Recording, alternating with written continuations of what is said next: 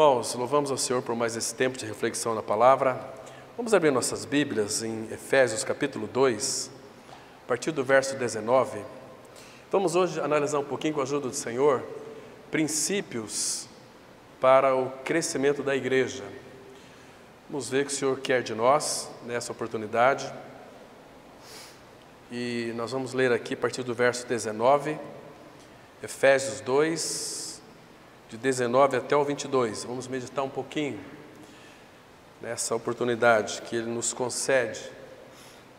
Diz assim a palavra, verso 19: Assim já não sois estrangeiros e peregrinos, mas concidadão dos santos, sois da família de Deus, edificados sobre o fundamento dos apóstolos e profetas, sendo Ele mesmo, Cristo Jesus, a pedra angular, no qual todo edifício bem ajustado cresce para santuário dedicado ao Senhor, no qual também vós juntamente estáis sendo edificados para a habitação de Deus no Espírito.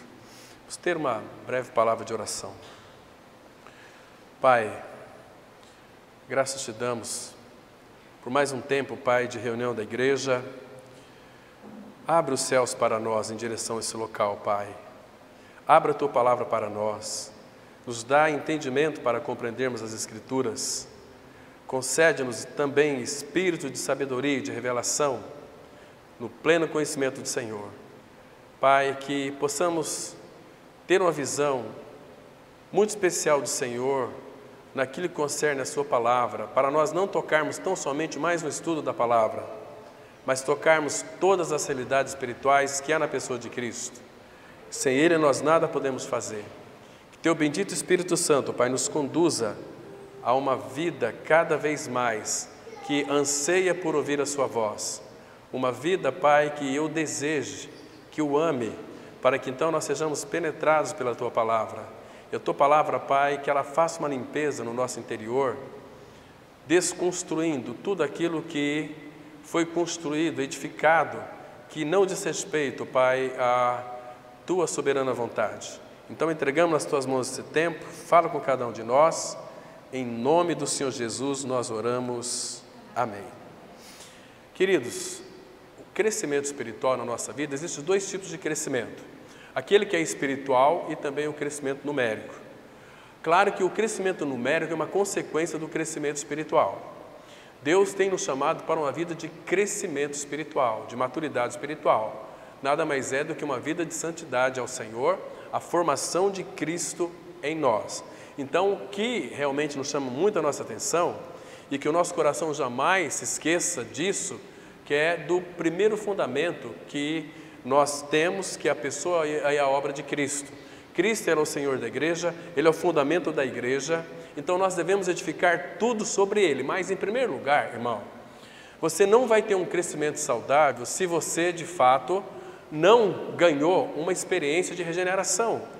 Porque, irmãos, o crescimento natural da vida da igreja, como eu já disse aqui, ele é natural, mas vai depender também do nosso desejo, vontade em conhecer o Senhor.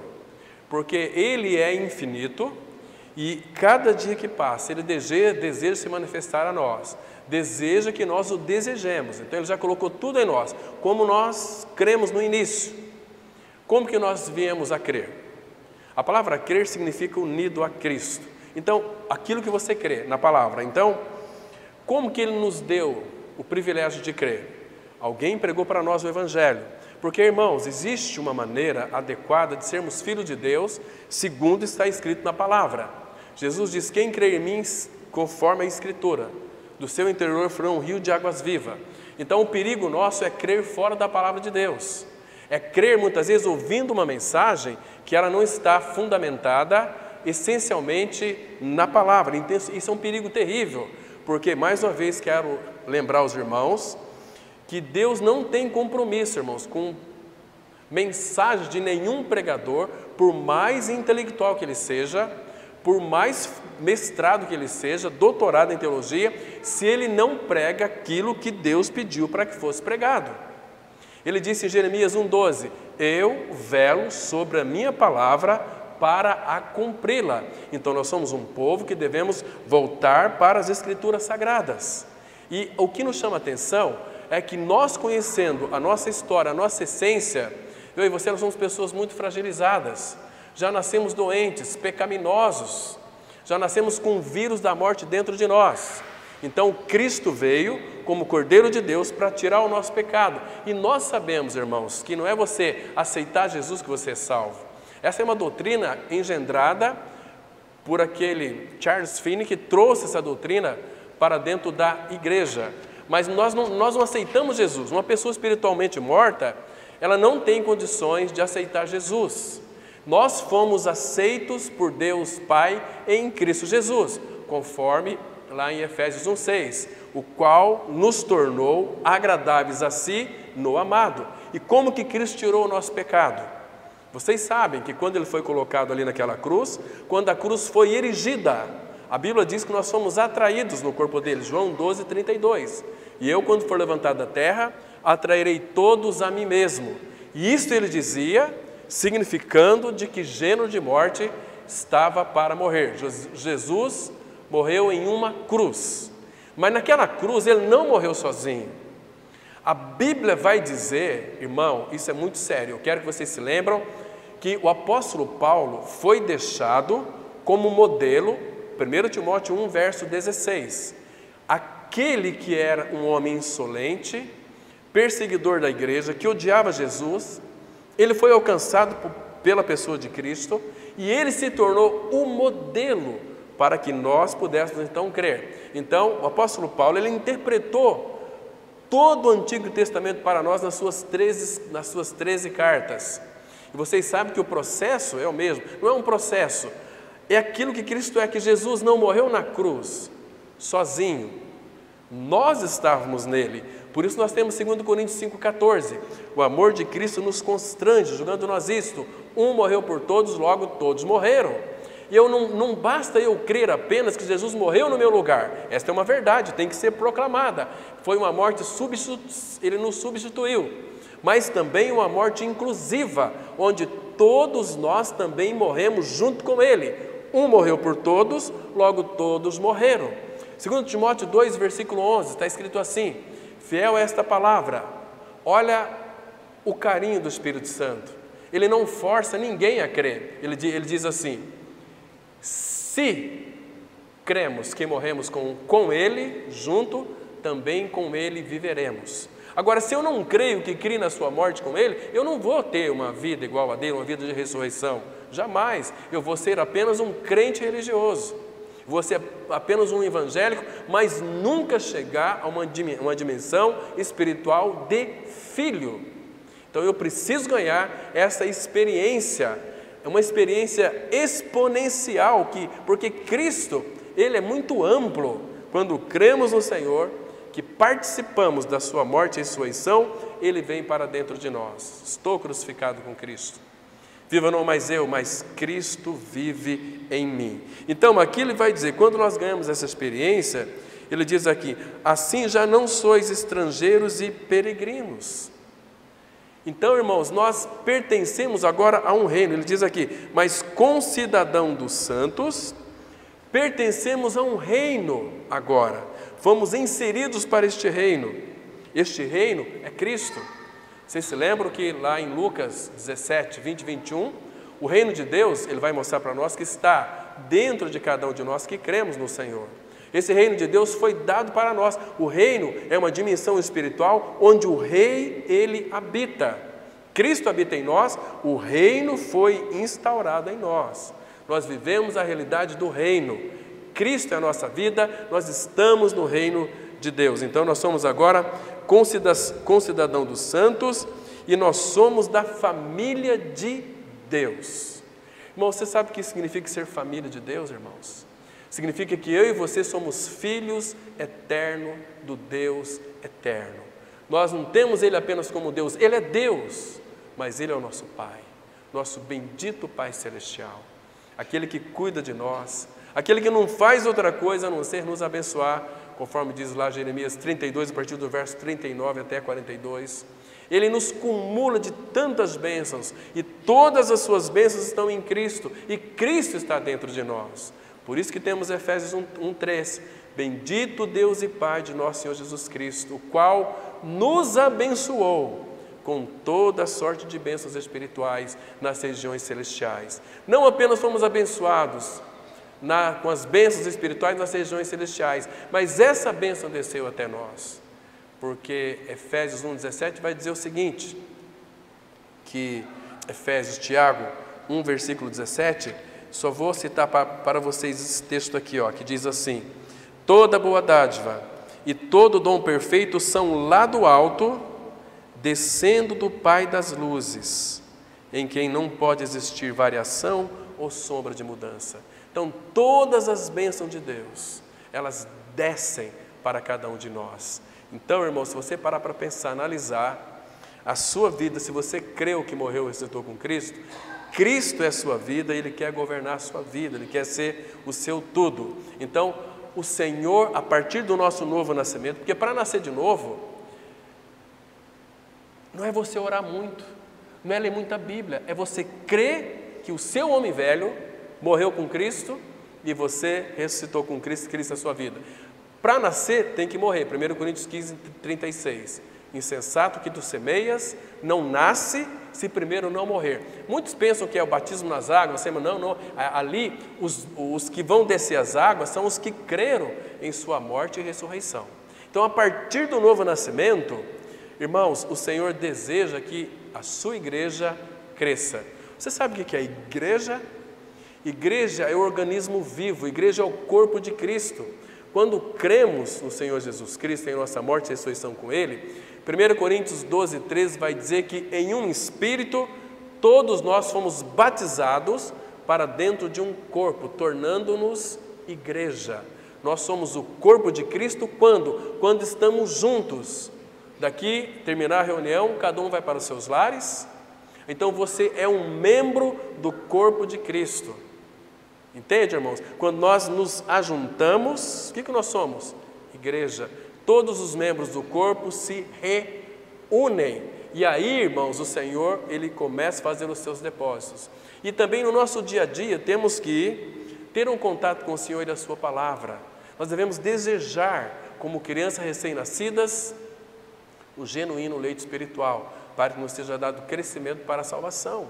Então nós temos esse desejo, irmãos, porque tem pessoas que se dizem filhos de Deus e durante a semana nem pega na Bíblia, são os filhos do diabo, disfarçados, dissimulados de crentes evangélicos. Nenhum evangélico vai para a glória. Quem vai entrar na glória, diz Hebreus 12, 14, segui a paz com todos e a santificação, sem a qual ninguém verá o Senhor. Você é um crente ou você é um santo?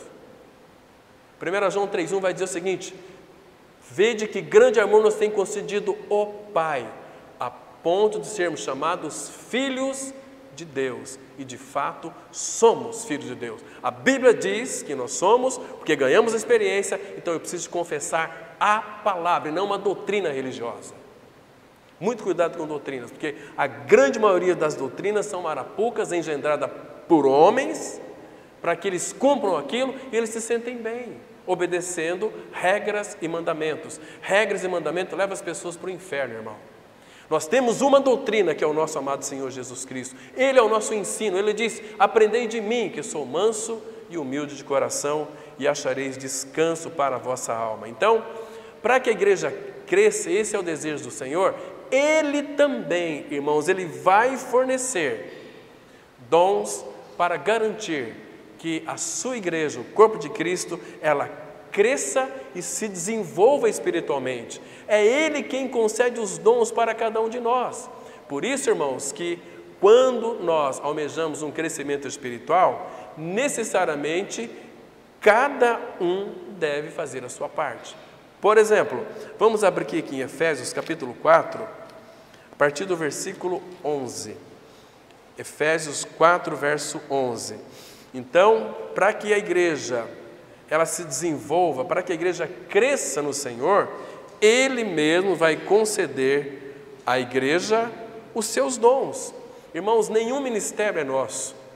Eu tenho o dom do ministério pastoral, é dom do Espírito. Eu tenho o dom da oração, é do Espírito. Tenho o dom da profecia, é do Espírito, concedido a você e a mim para edificação do corpo de Cristo, a vida da igreja. Então, se todos nós, membros do corpo de Cristo, no qual eu também faço parte, você também faz parte que creu, então nós, quando funcionamos adequadamente, esses membros irão crescer. Cristo será formado em nós. Olha só o versículo 11. E Ele mesmo concedeu uns para apóstolos. Irmãos, preste atenção. Lembra da parábola dos talentos? Que um recebeu 5, multiplicou por 10, outro recebeu 3, multiplicou por 6, e outro recebeu 1 e enterrou.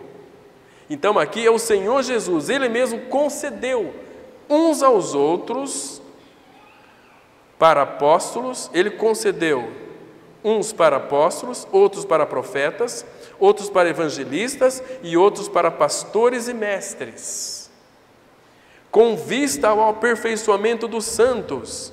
Irmãos, nós não somos crentes, nós somos santos em Cristo Jesus, nascemos de novo, Cristo é a nossa vida, com vistas ao aperfeiçoamento dos santos, para o desempenho do seu serviço, para a edificação do corpo de Cristo.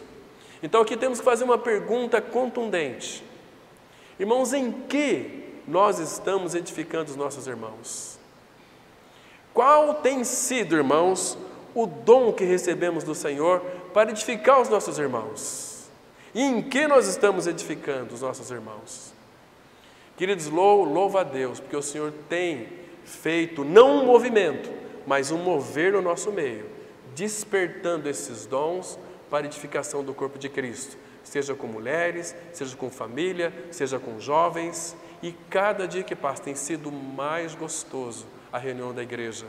Cada dia que passa, quando há um anseio no nosso coração, porque é nossa responsabilidade, Efésios 2, versículo 4, nos esforçar diligentemente por preservar a unidade do Espírito no vínculo da paz, ou seja, a unidade quem preserva é nós, porque ela já foi feita em Cristo, Cristo nos uniu. Agora, irmão, irmã, não seja negligente, não troque, irmãos, reunião da igreja por qualquer motivo, qualquer coisa. Priorize o Senhor, priorize seus irmãos, porque quanto mais juntos nós estivermos, mais este amor vai irradiar do nosso coração de uns para com os outros. E quando nós amarmos uns aos outros, este amor de Deus que está em nós, ele começa a ser exercitado. Aí as pessoas aí fora vão perceber que de fato nós somos discípulos do Senhor. Assim que nós vamos ser conhecidos. Jesus disse: nisto todos me conhecerão, que sois meus discípulos, se tiverdes amor uns pelos outros. É nisto, não é por eu muito pregar, não é muito por eu orar que eu vou ser conhecido, não é muito por eu ler a Bíblia, não. É quando nós tivermos amor uns pelos outros. E como que se ama, irmão? Convivendo junto, preocupando-se com o interesse dos irmãos. Aí sim, aí você vai ter uma mente de Cristo. Entende, irmãos? Então, isso é fantástico demais. Agora, veja que ele continua dizendo, dos santos para o desempenho do seu serviço, para a edificação do corpo de Cristo. Versículo 13. Até que todos cheguemos à unidade da fé, é o que ele espera de cada um de nós, e do pleno conhecimento. Essa palavra aqui, pleno conhecimento, no grego, é epignosis. Existe um conhecimento da palavra, mas Deus quer que nós venhamos a andar com Ele numa vida profunda com o Senhor. Aquela vida de intimidade, epignosis, é um conhecimento que está além da nossa capacidade humana. Entende, irmãos? Talvez se eu perguntar para você o seguinte: você conhece o Senhor? Quanto de Cristo tem formado no seu interior? Será que Cristo nos conquistou integralmente para si? Será que a nossa vida é uma vida rendida ao serviço do nosso Rei Jesus? Temos convicção, irmãos, que podemos, como diz aqueles grandes homens do Senhor do passado, que tinham intimidade com Ele. Eu estou aprendendo, estou nessa escola do crescimento espiritual, de viver uma vida de intimidade com profundidade com Ele, de dizer o seguinte: ser tocado pelo Senhor, irmão, isso é maravilhoso demais. Talvez, olha, aquele que o irmão disse certa vez, não me lembro o nome do irmão, eu li um livro dele recentemente, e ele disse o seguinte: olha, Você pode estudar 10 anos, livros e bíblias, e crescer muito no Senhor, mas quando você está ali no momento de oração, de intimidade, aquela oração de intimidade é uma oração muito especial, onde está só você e o Senhor. Você não vai pedir coisas para Ele, você vai gozar, você vai desfrutar dEle em realidade espiritual. Quando há este anseio no nosso coração, irmãos, de amar o Senhor, porque, irmãos, nós dissemos que amamos a Deus, amamos a Cristo, amamos o Espírito, amamos a Sua Palavra, mas se nós amamos, a gente passa muito pouco tempo com aquilo que a gente ama. E quando há esse desejo, não um desejo dissimulado, mas um desejo voluntário, isso que Ele quer, voluntariedade, para que Ele tenha o nosso coração inteiramente, naquele momento que Ele nos toca ali, que dure 3, 4 minutinhos, irmãos, os teus olhos se enchem de lágrimas, de alegria, porque você está sendo tocado pelo Espírito do Senhor. Ele está acrescentando a realidade de Cristo na sua vida um pouquinho mais. Aqueles 3 minutos é válido para 10 anos, irmãos. Não tem coisa melhor do mundo. Você quer que aquele momento não se acabe nunca. Você vai ter intimidade com o Pai. Conta-se uma história de um rei que ele estava realizando na corte ali, em sua sala do trono, tinha ali os seus conselheiros do rei, seus assessores, nobres ministros do Estado, estavam todos lá naquela reunião com o rei, para decidir algo muito importante. De repente, eles ouvem uma batida muito forte na porta, bateu na porta lá muito forte. Ao ouvir o barulho, todas as cabeças se voltaram para a porta. Quem que está batendo aí? O rei está aqui, seus conselheiros, seus assessores estão decidindo coisas importantes. E essa bateção na porta aqui, então, imediatamente aquela porta se abriu, né? E um garotinho correu para dentro da sala. Interessante que aquele garotinho foi repreendido. Aqui, garoto! Por um dos grandes ali do rei. Você não sabe que está interrompendo o conselho do seu rei? E aquele garotinho respondeu: ele é o seu rei, mas ele é o meu pai.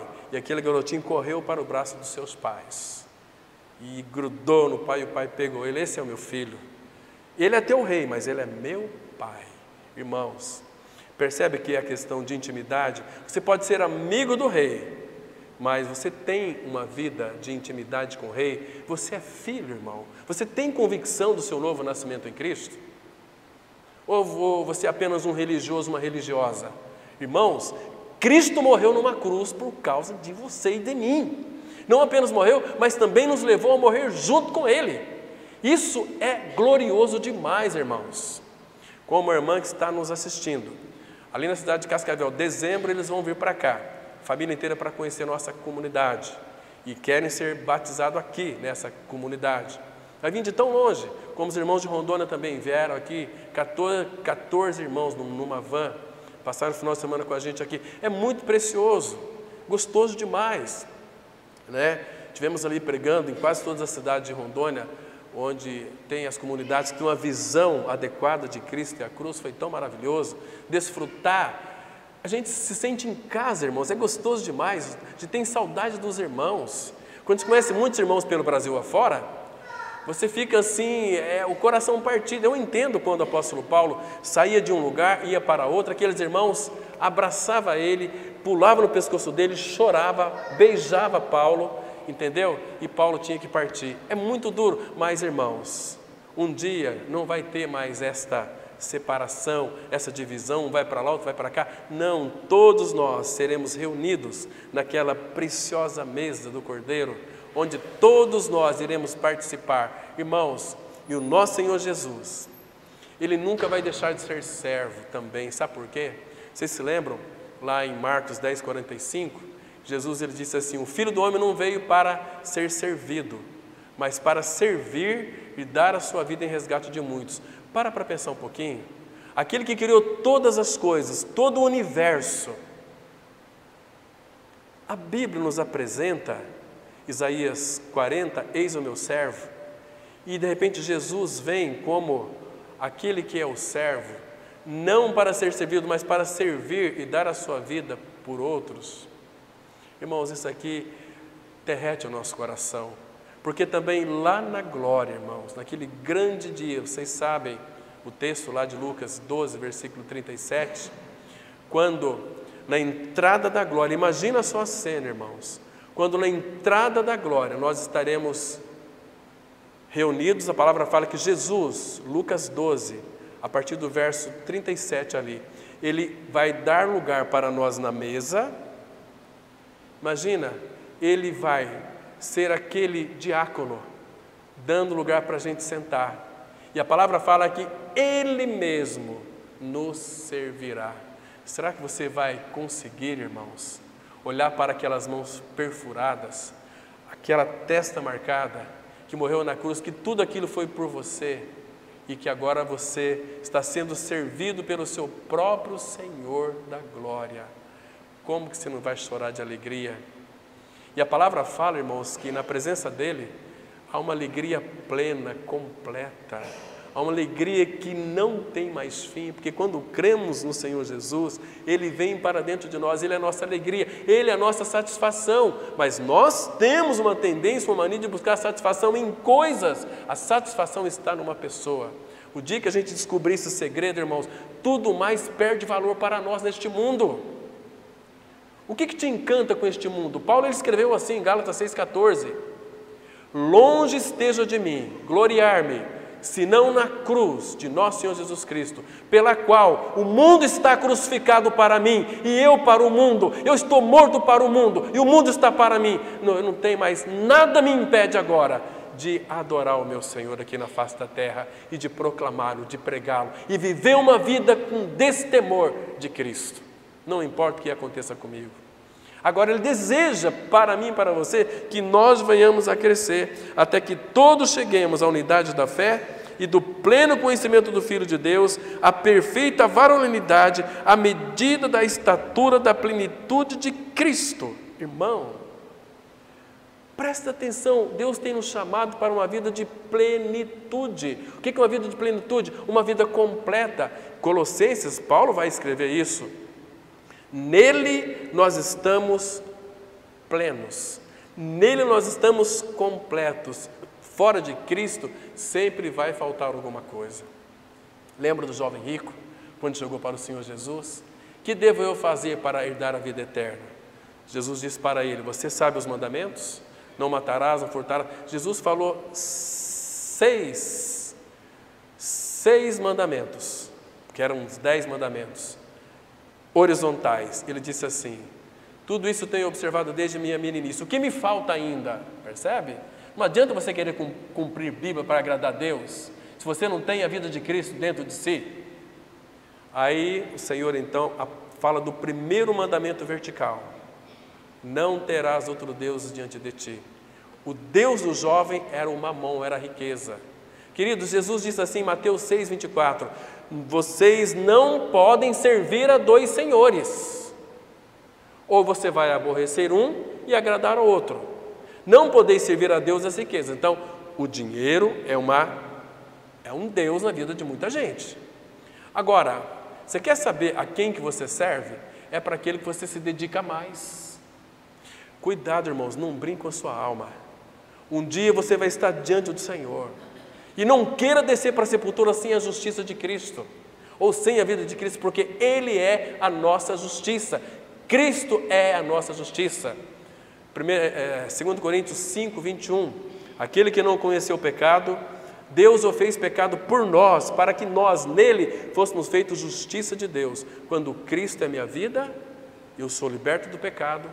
Cristo é meu tudo, a justiça foi feita, então eu vou para a sepultura, mas eu vou com a justiça habitando em mim. Cristo é a minha vida, eu vou com uma vida de ressurreição também. Ainda que morra, viverá, porque Ele é a ressurreição e a vida. Quem crê em mim, ainda que morra, viverá. E todo que vive e crê em mim não morrerá eternamente. Irmãos, tem uma eternidade logo diante dos teus olhos. Onde você vai passar a eternidade? Você tem convicção do seu novo nascimento? Você tem convicção de que você já morreu com Cristo? Eu aceitei Jesus, eu fui batizado. Gente, eu atendo quase todos os dias gente que são 40 anos de igreja, se morrer vai para o inferno. Tem ministérios nas comunidades, toca no louvor, pregam nos lares, mas não têm certeza da salvação. O que estão pregando? As vitórias de Davi. Jesus morreu numa cruz no teu lugar. É verdade, mas você também morreu com ele. E ninguém vai pregar isso se não tiver a revelação do Evangelho, irmão. Que bom que nós podemos beber do pote da água pura da palavra de Deus. Aqui não tem erro, não tem engano. Irmãos, Deus tem aberto a sua palavra para nós. Agora, Ele nos deseja a levar a uma vida, irmãos, de plenitude. Porque o que a igreja é para o Senhor Jesus? Abra em Efésios, capítulo 1, versículo 22 e 23. Olha que coisa linda nós temos aqui, irmãos. Efésios 1, versículo 22 e 23. Esses textos nos empolgam. Efésios 1, 22 e 23. E pôs todas as coisas debaixo dos pés, e para ser o cabeça sobre todas as coisas, o deu à igreja, ou seja, o Pai, para que Cristo fosse o cabeça sobre todas as coisas, deu Cristo para a igreja. Deu à igreja, a qual é o seu corpo. Então, a igreja é o corpo de Cristo. Nós somos o corpo de Cristo. Agora, tem uma palavra aqui que ele coloca, parece até um absurdo, né? O que a igreja é? A plenitude daquele que a tudo enche em todas as coisas. Irmãos, a igreja é a plenitude de Cristo. Mas quem somos nós, irmãos? Quem é você? Quem sou eu? Nós sabemos que, em realidade mesmo, assim, humanamente falando, nós não somos nada, mas Ele disse, aqueles que eu comprar, Ele está dizendo para nós, sem vocês, eu não sou pleno, eu não sou completo. Então, a igreja é a plenitude daquele. Olha que coisa linda, irmãos. Como o Senhor Jesus ama a sua igreja, Ele morreu pela igreja, e Ele tem a igreja como a plenitude dEle. Isso é pleno demais para o nosso coração. Isso não é religião, irmão, isso é evangelho puro, genuíno. Então, vamos lá para Efésios capítulo 4. Então, para que é necessária essa edificação? Para que Ele deseja que nós chegamos à estatura da plenitude de Cristo? Ou seja, a formação de Cristo em nós. Aí ele fala no 14, Efésios 4,14. Para que não mais sejamos como meninos, agitados de um lado para o outro e levados ao redor por todo o vento de doutrina. Agora, presta atenção, pela artimanha dos homens, pela astúcia com que induzem ao erro. Queridos, eu sei que em muitas comunidades eles cantam aquelas canções daquele grupo Voz da Verdade. Estou falando isso aqui não como fofoca, porque foi promulgado. Sabe o que ele disse? Ele disse que queria trazer Deus para o banco dos réus. Por quê? Onde já se viu esse negócio? É o discurso dele. Este Deus poderia muito bem não ter colocado aquela árvore do conhecimento do bem e do mal lá no jardim do Éden. Porque essa árvore trouxe confusão. Ele é um Deus justo, amoroso. Por que ele permitiu isso? Eu quero trazer Deus no banco dos réus. Falei, meu Jesus amado, onde nós estamos, irmãos? Que heresia mais terrível são essas? Coisas que não conhece quem é o Senhor, não conhece quem é Deus. Deus é Deus, que é Ele diante de Deus. A Bíblia diz em Isaías 41, 24, eis que sois menos do que nada. E nós temos a tendência de querer ser alguma coisa. Nós parece que temos um rei na barriga, um rei no ventre.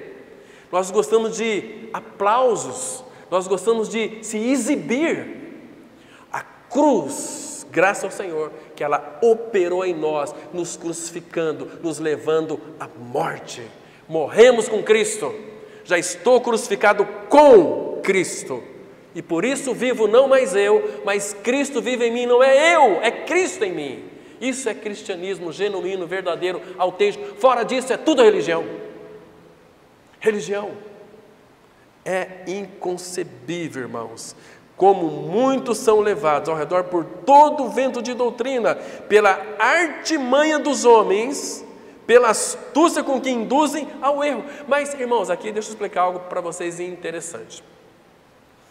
Tinha um pastor, esse pastor falou para mim o seguinte: olha, eu queria que aquelas pessoas fossem salvas, eu desejava que elas fossem salvas. Ele tinha boa intenção, ele pregava certinho. Ele estudou nos grandes seminários presbiterianos, que são muito sérios, mas boa intenção não basta para as pessoas. O que as pessoas precisam é de Cristo e a cruz, irmãos. Sem essas verdades, não tem como Deus regenerar a pessoa. Porque naquele dia, irmãos, vai ser um dia de surpresa para tanta gente. Em Mateus capítulo 7, a partir do versículo 22, está escrito assim. Jesus disse assim: muitos naquele dia hão de dizer-me: Senhor, porventura não temos nós profetizado em Teu nome? E em Teu nome não expelimos demônios? E em Teu nome nos fizemos muitos milagres? O que Jesus diz para eles? Nunca vos conheci. Apartai-vos de mim, vós que praticais a iniquidade. Senhor, mas nós profetizamos em Teu nome, expulsamos demônios em Teu nome, fizemos muitos milagres em Teu nome. Porque tem milagres que são feitos em nome de Deus, não é Deus que faz e nem o diabo.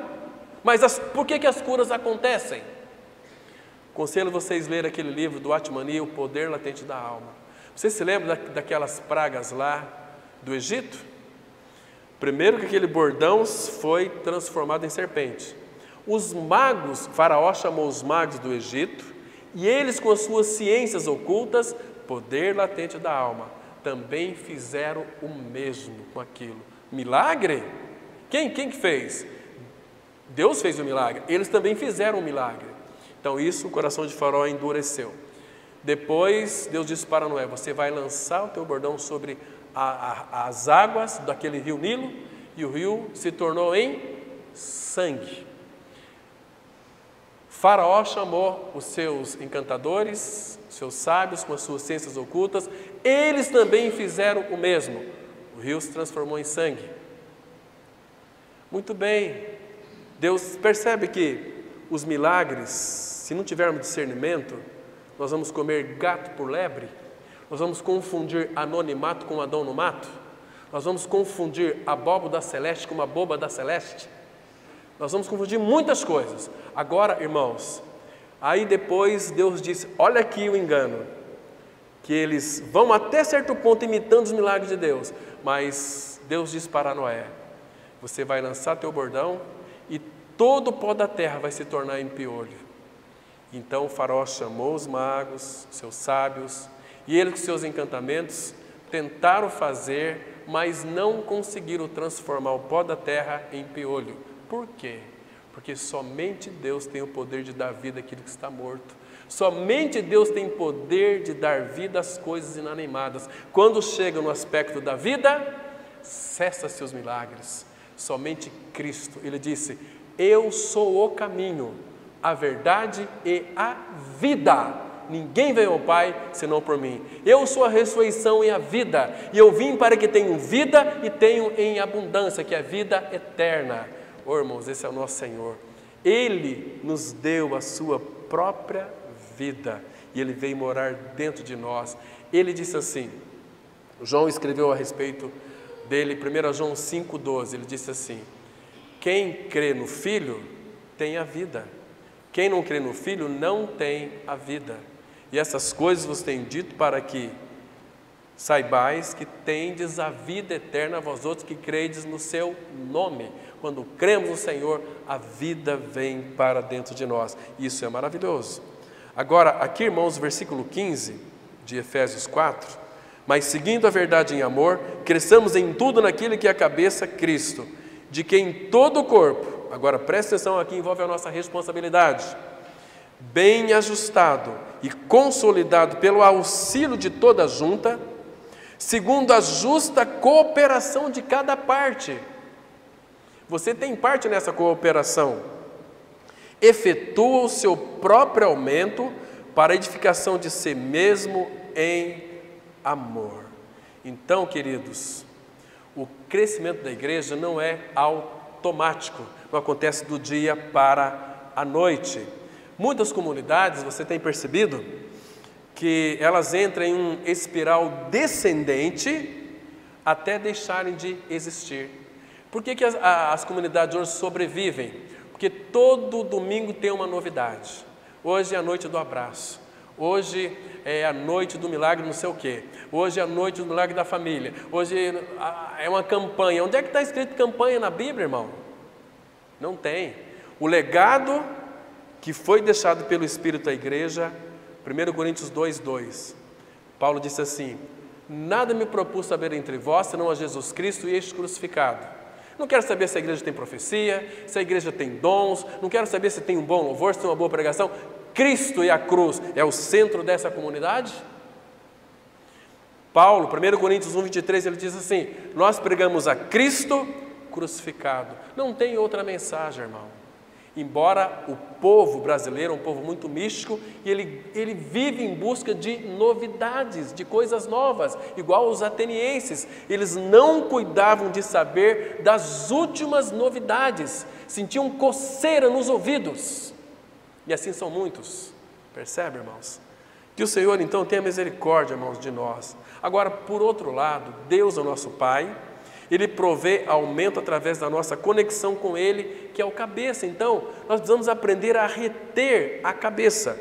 Abra comigo em Colossenses capítulo 2, verso 19. Aqui nós temos algo muito interessante para nós aqui, irmãos. Depois quero colocar uma nota bem interessante aqui. Colossenses 2, verso 19. Diz assim. Eu vou ler o 18 para pegar o contexto. A palavra ela é muito clara e traz uma grande revelação para nós aqui. Ninguém, verso 18, 2:18 de Colossenses. Ninguém se faça árbitro contra vós outros, pretextando humildade e culto dos anjos, baseando-se em visões, enfatuado, sem motivo algum na sua mente carnal, e não retendo a cabeça, da qual todo o corpo, suprido por essa cabeça e bem vinculado por suas juntas e ligamentos, cresce o crescimento que procede de Deus. Então a primeira coisa aqui, irmãos, para um crescimento saudável da igreja é reter a cabeça, ter Cristo como a nossa centralidade e não sair dessa centralidade, irmãos. Hoje em dia as pessoas gostam muito de mensagens bonitas, mensagens agradáveis, mensagens que não vai tocar no carnegão do pecado. O que adianta você ouvir mensagens lindas a vida inteira, morrer e vai para o inferno? Que nunca ninguém lhe falou que você é uma peste, que você é ruim, que você é mau, nasceu com a natureza perversa, que nós somos podres da cabeça ao pé, é a Bíblia que diz, Isaías 1, 5 e 6, que nós somos a palavra fala que os nossos feitos ultrapassam os feitos do maligno. O ser humano faz coisas que até o diabo fica assustado. Agora, Cristo veio, amou esse povo e morreu por ele. Cristo morreu por cada um de nós individualmente. Quando você creu, Ele chamou você para crer nele. Lhe deu a fé dele, porque Ele é o autor e consumador da fé. Lhe deu fé para você crer, lhe deu graça para você ser salvo. Entende, irmãos? Você não pagou absolutamente nada. Você foi atraído, Ele puxou você lá na cruz e tirou o seu pecado, porque o nosso pecado foi crucificado juntamente com Ele. Nós morremos com Cristo. Colossenses 3:3. Morrestes e a vossa vida está oculta com Cristo em Deus. Você só pode estar em Cristo com Deus se você crer que você morreu. Não tem outro caminho. Não queira pegar atalho. Há uma verdade maravilhosa revelada aos nossos corações. É se apropriar dessas realidades, irmãos.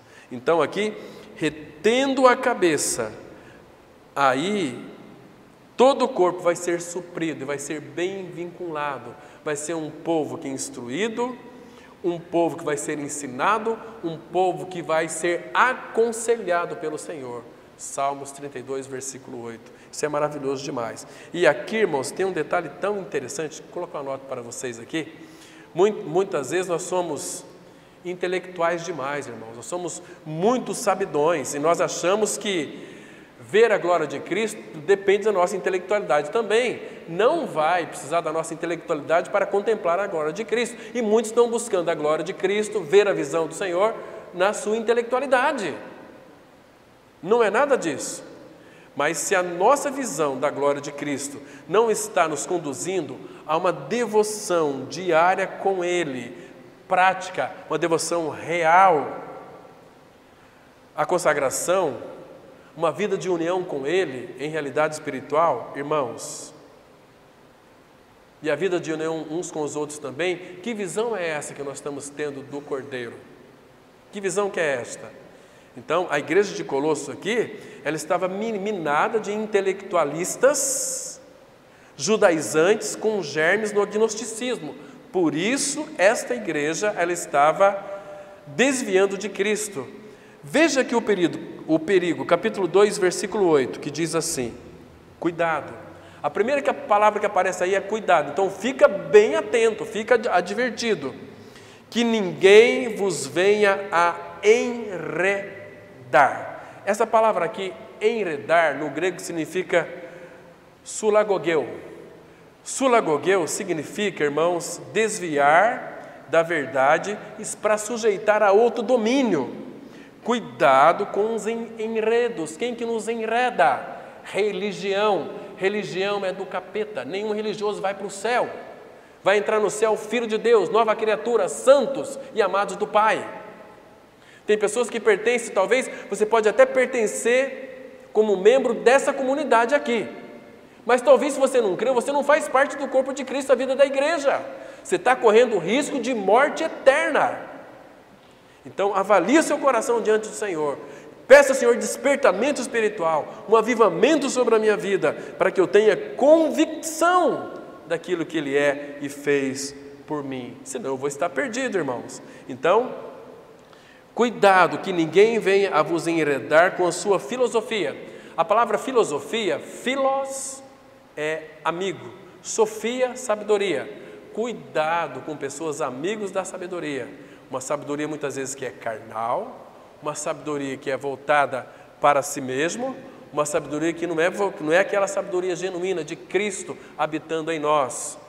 Cristo se nos tornou da parte de Deus sabedoria, santificação, redenção e a nossa justiça, santidade também. Então Cristo, Ele é tudo para nós. Então, irmãos, isso aqui é muito interessante, nós olharmos para esses cuidados aqui. Vãs sutilezas, coisas inúteis, conforme a tradição dos homens. Tradição é uma coisa terrível, né? Eu vim de uma tradição, a minha igreja tinha uma tradição. Querido, por causa da tradição, diz nosso Senhor, nós invalidamos a palavra de Deus.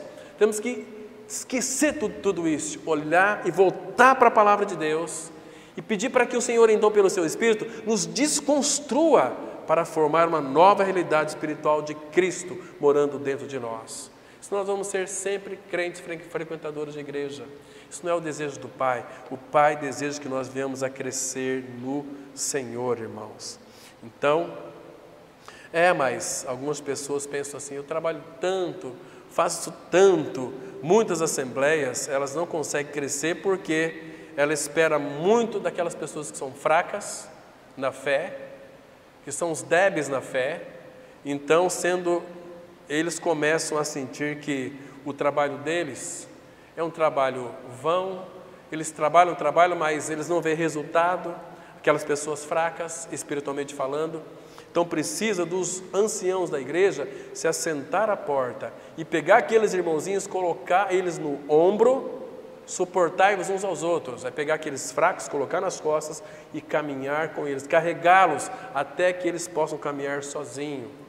São pessoas que são bebês em Cristo, temos que dar leitinho para eles. Então nós não podemos esperar, irmãos, de pessoas fracas espiritualmente, grandes coisas, porque eles vão desanimar, irmão. Eles não suportam cargas, não suportam tomar decisões. A gente espera que os fracos na fé, eles venham ter um posicionamento, não vai ter, irmãos. Eles precisam de cuidados. E tudo que eles fazem, parece que o Senhor não recompensa eles. Lembra de 1 Coríntios 15, 58? Que o nosso trabalho no Senhor não é vão. E o Senhor vai recompensar aqueles que têm uma vocação, sabem o seu lugar no corpo de Cristo, e eles vão trabalhar em função na dependência do Espírito Santo, para que a igreja seja edificada. E assim todos irão trabalhar de alguma maneira na edificação um dos outros. Mas, irmãos, olha, lembre-se de uma coisa, Deus nunca vai esquecer do seu trabalho. Vamos ler o último texto aqui em Hebreus capítulo 6. Hebreus capítulo 6. a partir do versículo 10. Veja que coisa linda nós temos aqui, irmãos. Hebreus 6, verso 10. Porque Deus não é injusto para ficar esquecido do vosso trabalho. Presta atenção aqui, irmãos. Que palavra linda, né? Deus não é injusto para ficar esquecido do vosso trabalho, porque o trabalho nosso no Senhor não é vão. É vão o trabalho que nós fazemos fora do Senhor. E do amor que evidenciastes para com o seu nome. Então, quando nós amamos o Senhor, nós vamos trabalhar e Ele não vai se esquecer do nosso trabalho, que nós evidenciaste para com o seu nome. De que maneira? Pois servistes e ainda servis aos santos.